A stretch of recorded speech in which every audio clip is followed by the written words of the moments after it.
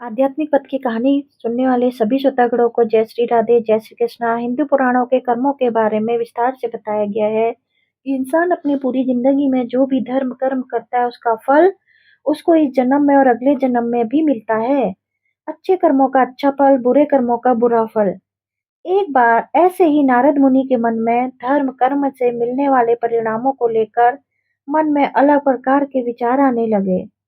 तब वह अपने यह विचार लेकर ब्रह्मा जी के पास जाते हैं। नारद जी ब्रह्मा जी के सामने अपने विचार प्रकट करते हुए बोलते हैं, हे परमपिता ब्रह्मा जी, इंसान के द्वारा किए गए दान का फल उसे धरती पर और मरने के बाद किस रूप में मिलता है? तब ब्रह्मा जी नारद जी के इन सवालों का उत्तर देते हुए बोलते हैं कि नारद, जब इंसान बिना किसी लालच भाव से हमेशा के लिए किसी को कुछ देकर उसकी सहायता करता है तो उस दान को उसे दान कहा जाता है। यह दान कई प्रकार के होते हैं, कई रूप में होते हैं। दिल से और बिना किसी लोभ के किया गया छोटे से छोटा दान भी उतना ही पुण्य प्राप्त माना जाता है जितना बड़े से बड़ी वस्तु का दान। रही बात इन दान के फलों की, तो इनका फल उसे मरने से पहले और मरने के बाद दोनों अवस्थाओं में मिलता है। सबसे पहले यह जान लो कि मरने के बाद कैसे दान का फल मिलता है। मरने के बाद इंसान की आत्मा को यमलोक के दूत जिस रास्ते से यमलोक ले जाते हैं, वह रास्ते दो प्रकार के होते हैं। एक बेहद सुकून भरा, आरामदायक, जो कि अच्छी और महान आत्माओं के लिए होता है। दूसरा रास्ता बेहद ही कठिन होता है। उस रास्ते पर आत्मा को ठिठुरा देने वाली सर्द हवाएं चलती हैं। अब इस मौके पर यदि उस इंसान ने किसी का कोई गर्म कपड़ा दान दिया होगा, तो उसे इन ठंड हवाओं को झेलने के लिए वैसी ही मदद मिलेगी। ठीक इसी प्रकार यदि उस इंसान ने किसी भूखे को खाना खिलाकर या फिर किसी फकीर को अन्न दान किया होगा, तो उसे यहाँ भी भोजन मिल जाएगा। इस प्रकार इंसान का दान उसे मरने के बाद भी मदद के रूप में रास्ते में मिलता है। श्रीमद् भगवद गीता में लिखा है कि इसी प्रकार दूसरे की निस्वार्थ भाव से की गई सेवा सदैव आपके जीवन में फलदायी सिद्ध होगी। इसी सच्ची सेवा भावना के बदले में दूसरों के मुंह से निकली हुई दुआ अर्थात आशीर्वाद आपके जीवन में दुख दूर कर देता है, बल्कि आपके लिए स्वर्ग के दरवाजे तक खोल देता है।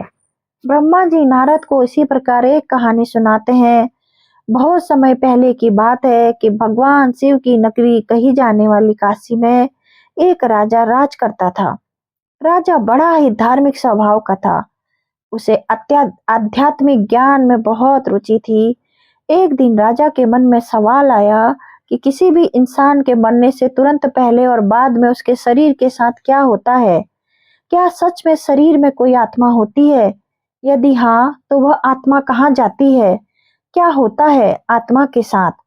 अब राजा अपने इन सवालों को अगले दिन अपने दरबार में उपस्थित सभी लोगों के सामने रखता है।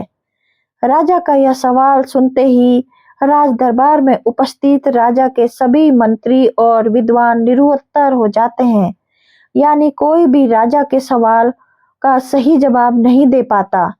काफी देर सोच विचार करने के बाद राजा दरबार में यह ऐलान करते हैं कि मेरे सारे राज्य में यह ढिढोरा पिटवा दिया जाता है कि जो आदमी कब्र में मुर्दे के समान लेटकर रात भर कब्र में मरने के बाद होने वाली सभी क्रियाओं के बारे में बताएगा, उसे 500 सोने की मोहरें भेंट दे दी जाएंगी।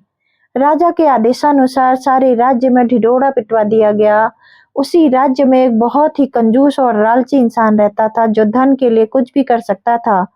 ढिढोरा पीट रहे लोगों की आवाज और बातें जब इस लालची और कंजूस आदमी के कानों में घुसी, तो तुरंत भागता हुआ धन की लालच में राजा के पास पहुंच जाता है और बोलता है, मैं रात भर कब्र में लेटने को तैयार हूँ। फिर राजा ने अपने नौकरों को आदेश दिया, इस आदमी के लिए अर्थी सजाई जाए। फिर अर्थी सजाई जाती है।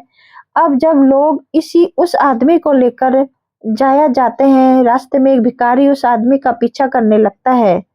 उस आदमी के पास जाता है और बोलता है कि तुम तो अब मर जाओगे, तुम्हारे पास जो भी धन है मुझे दे दो। अब उस धन का क्या होगा? बार बार यही बोलकर वह भिखारी आदमी का दिमाग खाए जा रहा था। कंजूस के बार बार मना करने पर भी भिखारी ने उस कंजूस आदमी का पीछा नहीं छोड़ा और बार बार पैसा मांगने की रट लगाए जा रहा था। आखिर कंजूस जब एकदम परेशान हो गया तो उसने कब्रिस्तान में पड़े बादाम के छिलकों का एक ढेर में से मुट्ठी भर छिलके उठाए और उस फकीर को दे दिए। भिखारी वहां से चला गया। बाद में कंजूस को एक कब्र में एक मुर्दे के साथ लिटा दिया गया और ऊपर से पूरी कब्र बंद कर दी गई। कब्र में बस एक छोटा सा छेद सिर की तरफ इस आशा के साथ कर दिया गया कि यह इसे सांस लेता रहे और अगली सुबह राजा को मरने के बाद का पूरा हाल सुनाए। सभी लोग कंजूस को उस कब्र में लिटा कर चले गए। रात होने पर एक सांप कब्र पर आया और छेद देखकर उसमें घुसने का प्रयास करने लगा। कब्र में इस प्रकार की हलचल को देख कंजूस समझ गया कि यह तो सांप है। कंजूस घबरा जाता है। इधर सांप जैसे ही कब्र में घुसने की कोशिश करता है, उस कब्र में बादाम के काफी सारे छिलके सांप के रास्ते का एक रुकावट बनकर फंस जाते हैं। सांप अब आगे नहीं बढ़ पाता, यानी कि कब्र के अंदर नहीं घुस पाता। सांप बहुत प्रयत्न के बाद जब वापस चला जाता है तो कंजूस आदमी राहत की सांस लेता है। तभी कंजूस आदमी यह सोचता है कि सांप अंदर क्यों नहीं आ सका। कंजूस आदमी अपने हाथ को टटोलता है और उसे बादाम के बहुत सारे छिलके फंसे हुए मिलते हैं।